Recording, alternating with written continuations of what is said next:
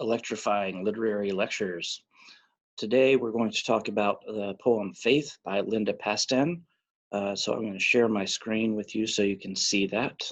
So in addition to talking about the poem, I want to walk you through a couple of things on the website CommonLit, which you're using to do the assignment if you're in my class.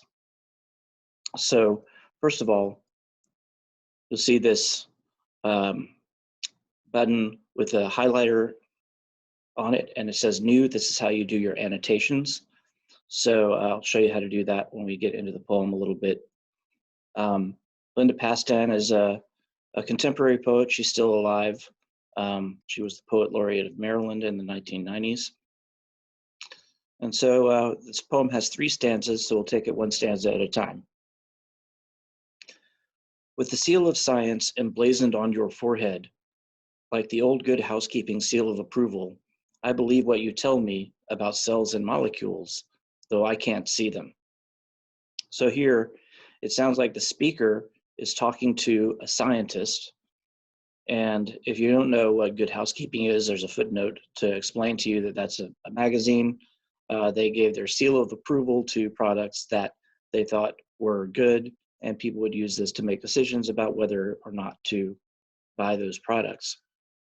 And so when she says the seal of science is emblazoned on your forehead like the old good housekeeping seal of approval, she's talking about how the scientist has, whatever credentials of authority that make him somebody that is trustworthy. So I'm going to make a little footnote here. I'm going to highlight this, and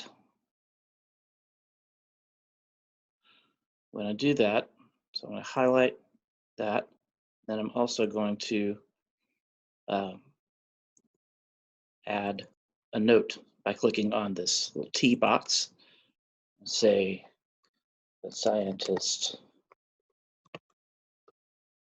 controls.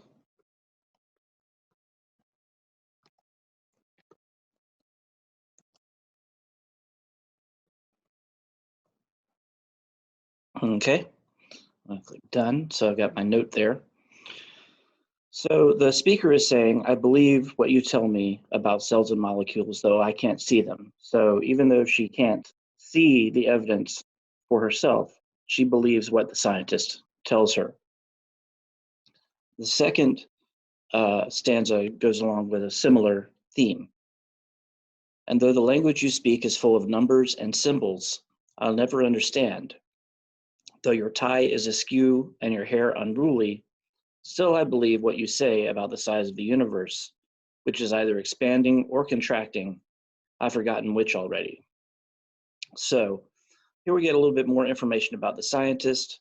He looks kind of crazy with a crooked tie and crazy hair. He speaks in a language that the speaker barely understands, but still, she believes him. She believes what he says because he has proven his authority. Let's scroll down to the final stanza. And there's a little bit of a shift here. She says, so if tomorrow you tell me you made a small miscalculation, that God indeed created the world in 6 short days, then rested on the 7th, that it was Eve who landed us in all this trouble, I would believe you. I would believe you as I've always done before. And so here in this stanza, she shifts from talking about science to talking about religion. And so she's calling attention to perhaps a perceived conflict between scientific belief and religious belief, although not all of us believe that those are in conflict with each other. But she's showing also a parallel. She's showing that these are similar in the way that even though these religious beliefs are things that she maybe can't see or can't understand, the authority figures who make these beliefs available to her are trustworthy to her. So that's the poem, and this is the website. You're going to answer the guided questions while you read. You'll answer the assessment questions on CommonLit, And then the discussion question you'll see on Google Classroom, you can attach your answer to a Google document um, and attach that to the assignment. That's all for today. May the force be with you.